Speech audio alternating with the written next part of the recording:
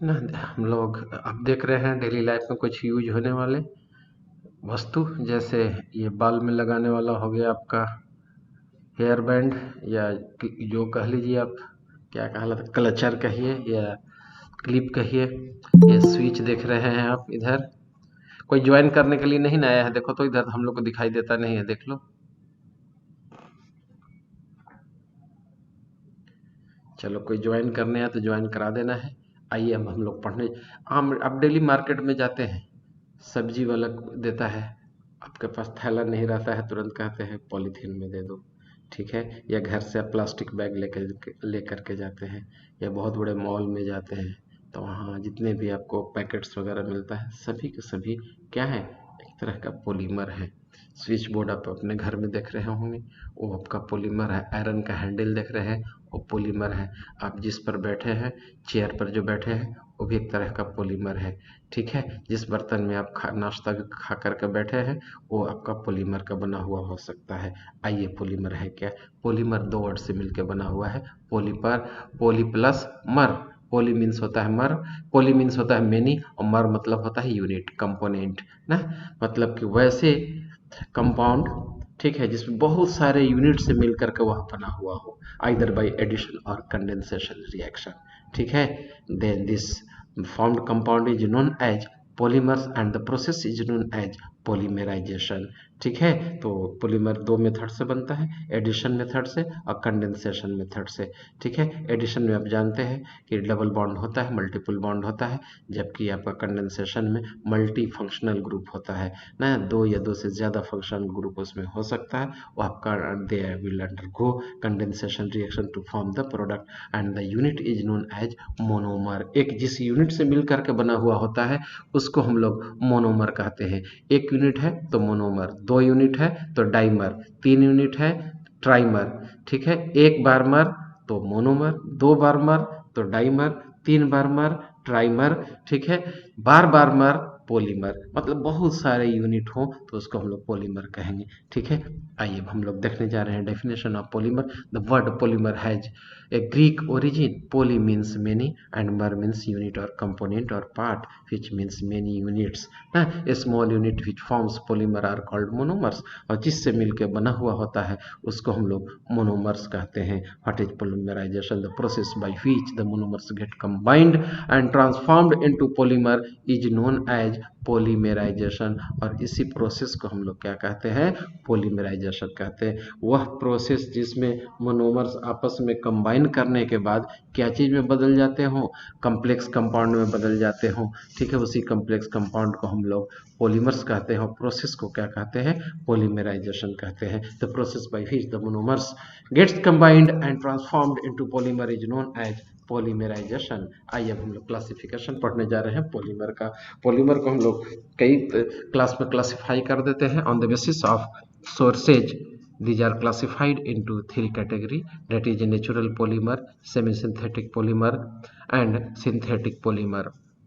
Natural polymer नाम से ही क्लियर है, जो नेचर से डायरेक्टली ऑब्टेंड किए जाते हो ना, एनिमल या प्लांट से डायरेक्टली ऑब्टेंड किए जाते हो, उसको हम लोग नेचुरल पॉलीमर कहते हैं। जैसे protein, cellulose, starch, resin, rubber, ये सब नेचुरल सोर्सेज से ऑब्टेंड होता है, ठीक है। सेलुलोज आपको प्लांट सेल वॉल में बहुत पाया जाता है, स्टार्च फ्रूट वगैरह में पाया जाता है।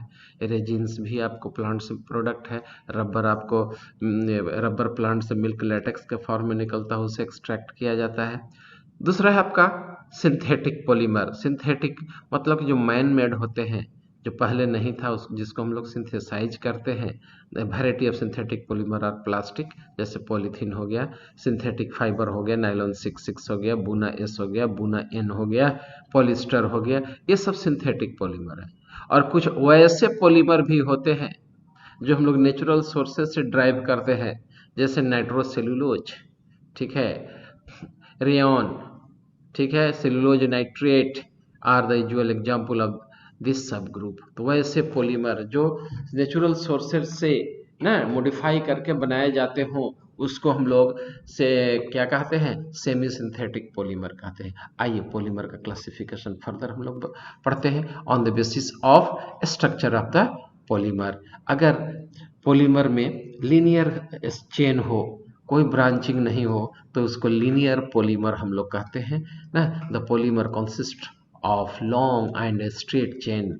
The example are high density polythene, PVC ना। दो एग्जाम्पल इसमें आपका पढ़ना है लीनियर पॉलीमर में, हाई डेंसिटी पॉलीमर पॉलीथीन और ये पीवीसी यानी पॉलीविनाइल क्लोराइड। स्ट्रेट चेन होता है, कोई ब्रांचिंग इसमें नहीं होता है।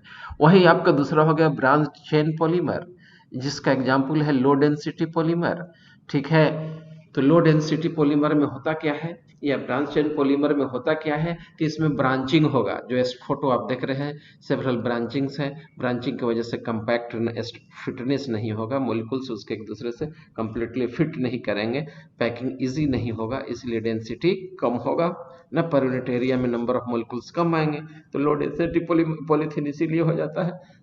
जबकि लिनियर कॉम्बिनेशन में कोई ब्रांचिंग नहीं होता है, लिनियरली वह कंबाइन कर देते हैं, पर यूनिट एरिया में ज्यादा नंबर ऑफ चेन आ जाएगा, इसीलिए इसकी डेंसिटी ज्यादा हो जाती है, जैसे हाई डेंसिटी पॉलीथीन। ठीक है, तो आइए आपका नेक्स्ट क्लासिफिकेशन हम लोग पढ़ने जा रहे हैं, क्रॉस लिंक्ड और नेटवर्क पॉलीमर। जिस तरह से चटाई होता है, इंटरवीवन होता है, ठीक है, तो उस तरह का अगर स्ट्रक्चर हो तो उसको हम लोग क्रॉस लिंक्ड पॉलीमर कहते हैं। इसको थर्मोसेटिंग प्लास्टिक भी कहते हैं ना, जैसे थर्मोसेटिंग प्लास्टिक में होता है cross linked polymer. These are usually formed from bifunctional or trifunctional monomers and contains a strong covalent bond between various linear polymer chain।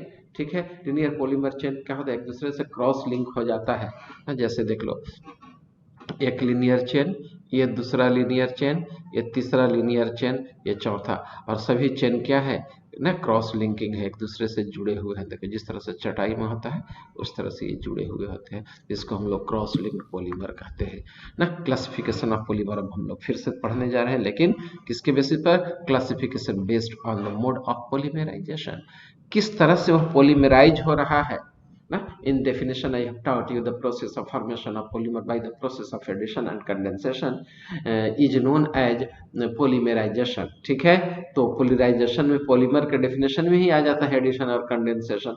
तो on the basis of mode of polymerization, polymers are classified into addition polymer and condensation polymer. और addition polymer नाम से ही clear है, addition reaction इसमें होगा, और addition reaction कहाँ होगा, मल्टीपल फंक्शनल ग्रुप वाले में होगा। The addition polymer are formed by the repeated addition of monomers molecule.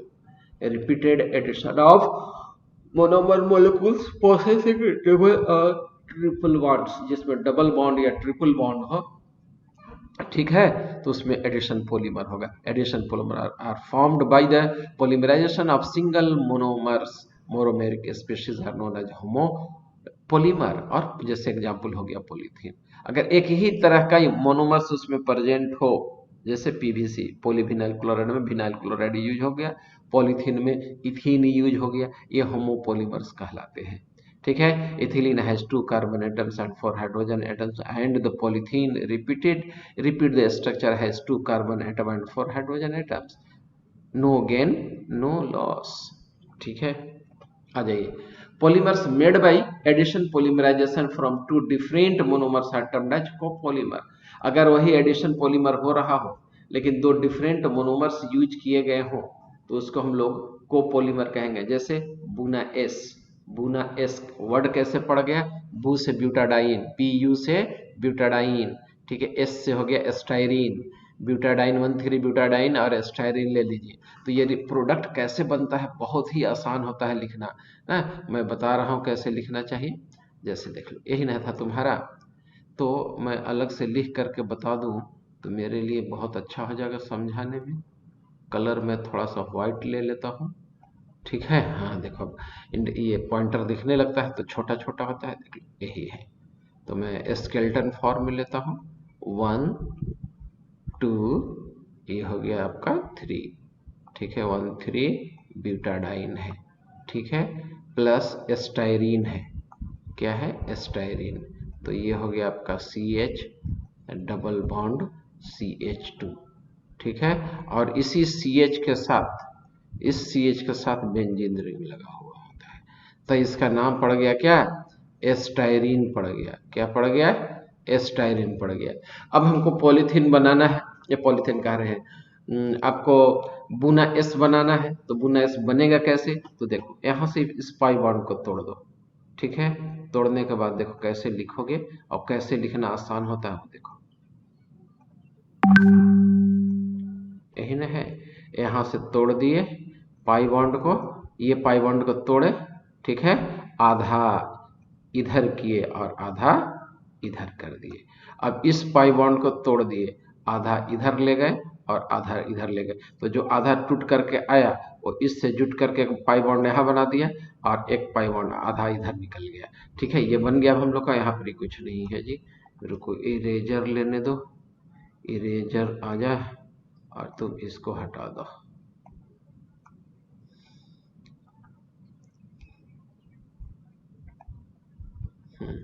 तो ये तुम्हारा कार्बन था ऐसे। अब देखो एस्टाइरिन है, एस्टाइरिन के ये पाई बॉन्ड तोड़ दिए, आधा बॉन्ड इधर कर दिए, आधा बॉन्ड इधर कर दिए, तो तुम्हारा यही ना आ गया, क्या था? CH है, C, ठीक है। CH है, यहाँ सिंगल बॉन्ड हो गया, और ये CH2 हो गया ना, और ये टूट करके आधा इधर चला गया था, तो ये आधा इधर कर दिए।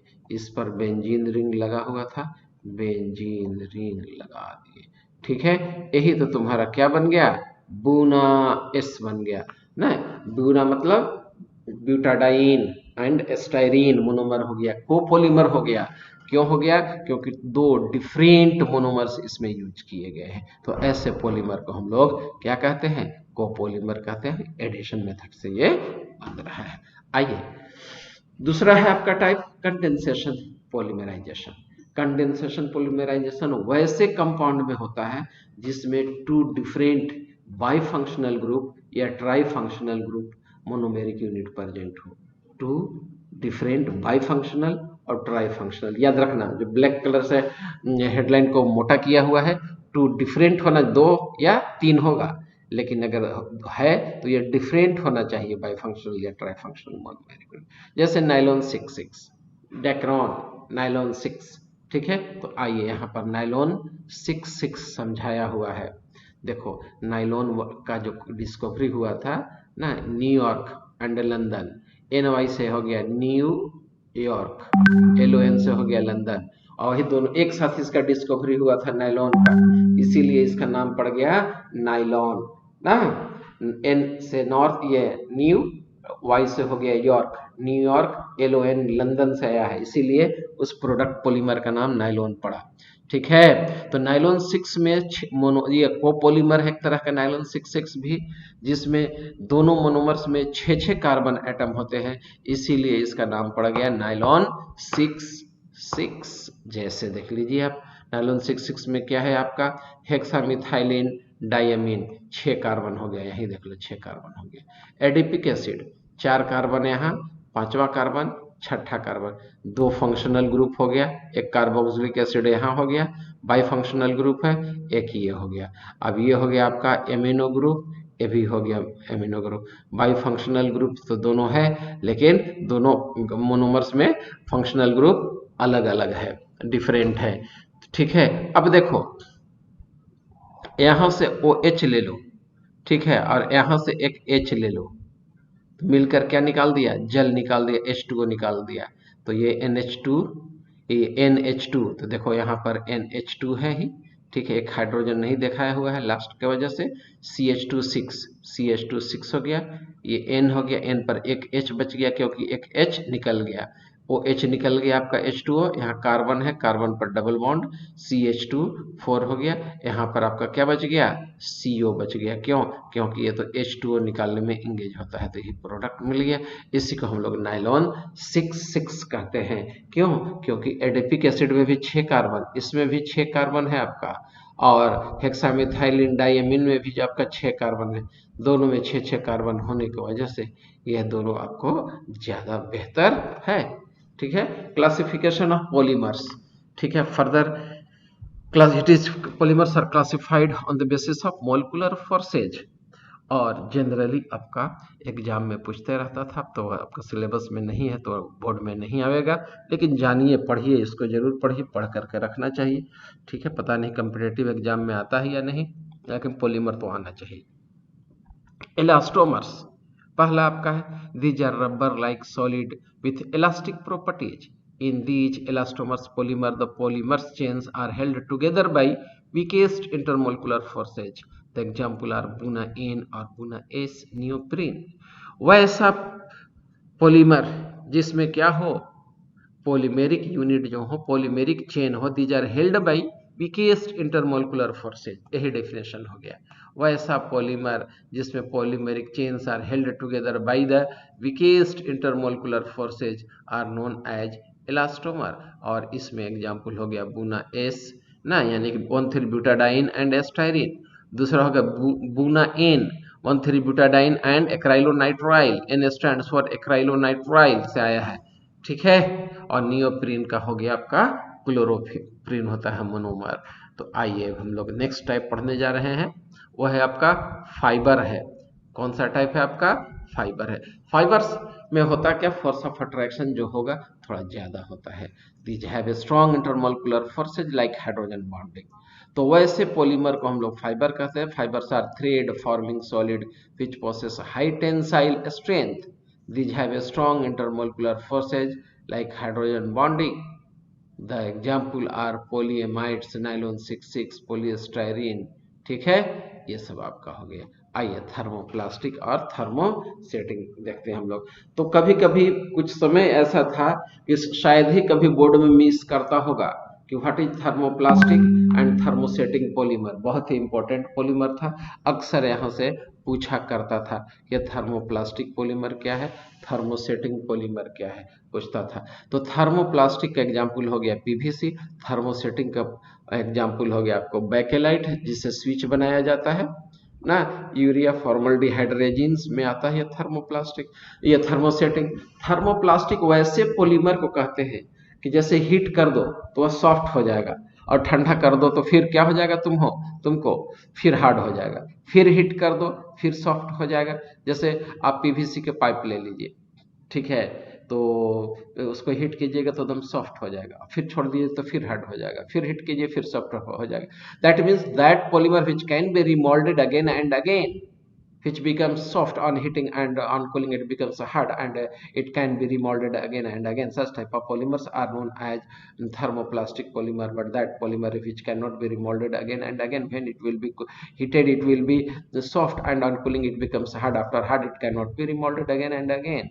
Such type of polymers are called thermosetting polymer। आइए फिर से हम लोग थर्मोप्लास्टिक पॉलीमर के बारे में देखते हैं। These are the linear or slightly branched long chain molecule capable of repeatedly softening on heating and hardening on cooling.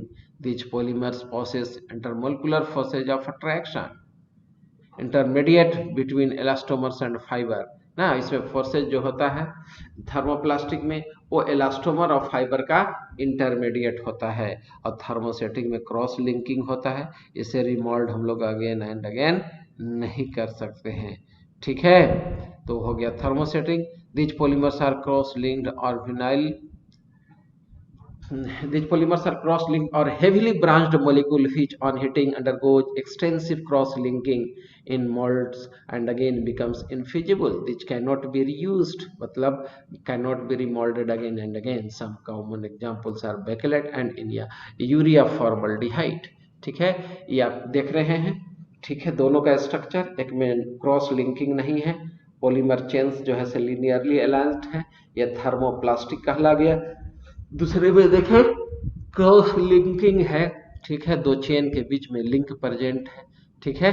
तो इस तरह का जो ये मिलता है सिचुएशन वो आपको बेकेलाइट में मिलता है, क्रॉस लिंक पॉलीमर में मिलता है, थर्मोसेटिंग भी इसको कहते हैं, बार बार remould can not be done, ठीक है। तो ये हो गया आपका थर्मोप्लास्टिक और थर्मोसेटिंग।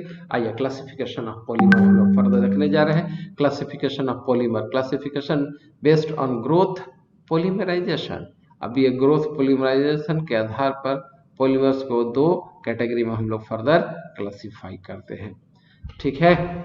तो एक हो गया आपका चेन ग्रोथ पॉलीमर, और चेन ग्रोथ पॉलीमर में होता है एडिशन पॉलीमराइजेशन, एडिशन रिएक्शन, और दूसरा होता है स्टेप ग्रोथ पॉलीमराइजेशन जिसमें होता है कंडेंसेशन पॉलीमराइजेशन।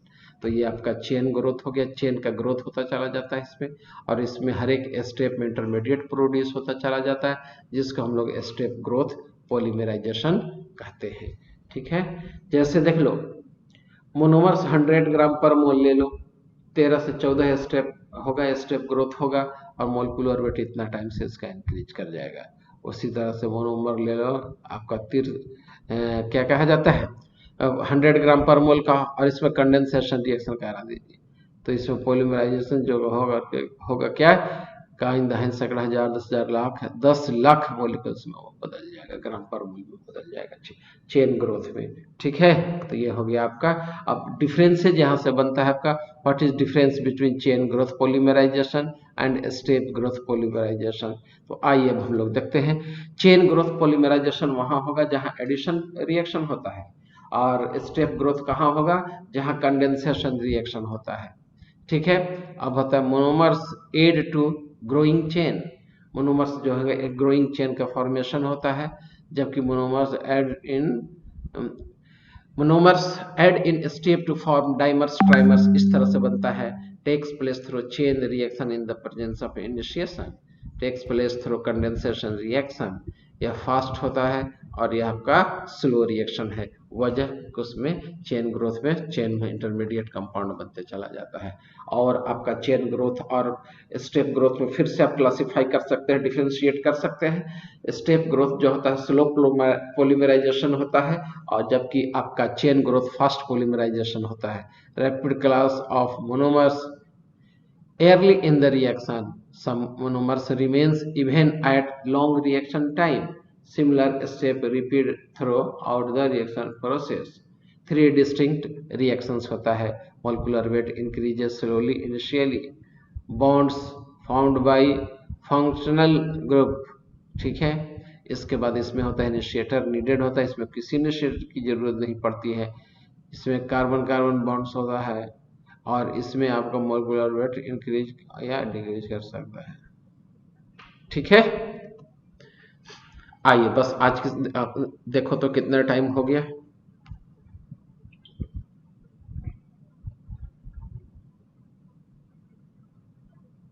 पैंतीस अभी और पढ़ा जा सकता है जी, आज पानी लेना भूल गया हूँ, पानी नहीं लाया तो थोड़ा सा गला खुश्क हो गया। चलिए आइए अब हम लोग कुछ पॉलीथीन ये पॉलीमर्स पढ़ने जा रहे हैं, और पहला पॉलीमर है आपका पॉलीथीन। और पॉलीथीन दो तरह का होता है, low density polythene, high density polythene. Low density polythene किसको कहेंगे, जिसके मोनोमेरिक चेन में क्या होगा, हाईली ब्रांच्ड स्ट्रक्चर होता है, तो कंपैक्ट नहीं हो पाएगा, तो डेंसिटी जाहिर सी बात है कम होगा। हाई डेंसिटी पॉलीमर क्या होता है, linear molecules and has a high density due to close packing. It is also chemically inert and more tougher and harder. It is used for manufacture buckets, dustbin, बोतल pipes बनाने में इसका high density polymer का use होता है, जबकि toys बनाने में, फ्लेक्सिबल पाइप बनाने में लो डेंसिटी पाइप का यूज होता है। चलिए, ये लीनियर पॉलीमर हो गया, high density polymer. Low density polythene देख रहे हैं आप, जिसमें ब्रांचिंग बहुत ज्यादा है, जो आपके स्क्रीन पर दिखाई दे रहा है। यह एथीन था और मिथाइल पेंटीन में बदल गया ये, ठीक है। और दोनों को मिला दीजिए जिगलर नेटा कैटालिस्ट में, तो लो डेंसिटी पॉलीमर भी आपका बन जाएगा। आइए नेक्स्ट पॉलीमर है टेफ्लॉन, ठीक है। पॉलीटेट्राफ्लोरोइथीन भी कहा जाता है। टेफ्लॉन को क्या कहा जाता है आपका, पॉलीटेट्राफ्लोरोइथीन भी कहा जाता है, ठीक है। टेट्राफ्लोरोइथीन ले लीजिए और उसका फ्री रेडिकल से पॉलीमराइजेशन करा दीजिए, तो जो प्रोडक्ट मिलेगा पॉलीटेट्राफ्लोरोइथिलीन प्रोडक्ट बनने लगेगा। नेक्स्ट हो गया आपको पॉलीएक्राइलोनाइट्राइल, ठीक है। तो जाहिर सी बात है, इसका नाम में ही क्लियर है कि मोनोमर्स क्या होगा, एक्राइलोनाइट्राइल होगा। फ्री रेडिकल मैकेनिज्म से यह पॉलीएक्राइलोनाइट्राइल में बदल जाता है, ठीक है। अब कौन सा बच गया आपका, पॉलिस्टर बच गया, ठीक है। पॉली मीन्स मेनी, और ईस्टर मतलब समझ रहे हैं by the combination of carboxylic and alcohol से जो बनता है उसको पॉलिस्टर कहते हैं। एग्जाम्पल हो गया टेरिलिन, दूसरा एग्जाम्पल हो गया ग्लिप्टल ना, ये देख लीजिए आपका टेरिलिन है, पॉलिस्टर है सब, ठीक है। डेक्रोन नेक्स्ट हम लोग देखने जा रहे हैं, तो इसमें हम लोग देखे थे क्या, पॉलिस्टर दो तरह का, टेरिलिन और ग्लिप्टर, ठीक है। तो आइए अब हम लोग टेरिलिन देखते हैं, जिसका नाम मार्केटिंग नेम डेक्रोन भी है। It is a polyester, it is crease resistant and is used in blending with the cotton. अगर कॉटन के साथ मिक्स हो जाता है तो टेरिकॉट कहलाता है। ठीक है। और ना कहते हैं जाइए दुकान पर खरीदने तो कहेगा सर एक कॉटन का कपड़ा ले लीजिए, प्योर टेरिकॉट है। वो झूठ बोलता है। टेरिकॉट कभी प्योर हो ही नहीं सकता है, उसमें टेरिलिन और कॉटन दोनों मिक्स है, इसलिए टेरिकॉट कहला जाता है। यही उल के साथ ब्लेंडिंग हो जाएगा तो टेरी उल कहला जाएगा, टेरी रूबिया कहला जाएगा। ठीक है। तो ये आपको डिपेंड करता है कि किस चीज़ से उसको इंटरमिक्सिंग कर रहे हैं। ठीक है। It increases resistance and is used in blending with the cotton and wool fiber and also as a glass reinforcement material in safety helmets। ठीक है। आइए इसके मोनोमर्स क्या होंगे, इथिलीन ग्लाइकोल प्लस टेरिप्थैलिक एसिड हो गया। तो ये हो गया आपका टेरिप्थैलिक एसिड, ये हो गया आपका इथिलीन ग्लाइकोल। ठीक है। यहाँ से OH ले लीजिए और यहाँ से H निकाल दीजिए, यही प्रोडक्ट मिल गया, डाइक्रोन मिल गया ना। अब हम लोग ग्लिप्टल रेजिन देखने जा रहे हैं। आप प्रॉपर्टीज देख लीजिए इसका। Terylene is highly resistant to the action of the chemical and biological agent. Its fiber are quite strong and durable. It can also be blended with the wool known as terry wool cotton to obtain fabrics of desired composition. Terylene is used in the manufacture of variety of cloths such as terrycot, terry wool, and stry silk. As a result of blending with other yarn, it is also used for preparing magnetic recording tapes, conveyor belts, aprons for industrial workers etc। ठीक है। Next हो गया glyptal resin, market में मिलता है, used in paint and in moulds for casting. ठीक है। और ग्लिप्टल रेजिन में उसमें लिए थे, देखो टेरिलिन में लिए थे टेरिथैलिक एसिड और इसमें हम लोग लेते हैं थैलिक एसिड। उसमें भी इथिलीन ग्लाइकोल, इसमें भी इथिलीन ग्लाइकोल। यहाँ से हम लोग ले लिए OH और यहाँ से ले लिए H, H2O निकाल दिए, जो मिल गया पॉलीथिलीन ग्लाइकोल कहला गया। ठीक है। और प्रोडक्ट सामने देख रहे हो, इसका एक मोनोमर हो गया इथिलीन ग्लाइकोल, दूसरा है थैलिक एसिड। ठीक है। तो बस आज की सभा यही समाप्त करता हूँ, बच्चे बहुत कम है, नायलॉन 6 से कल पढ़ाऊंगा।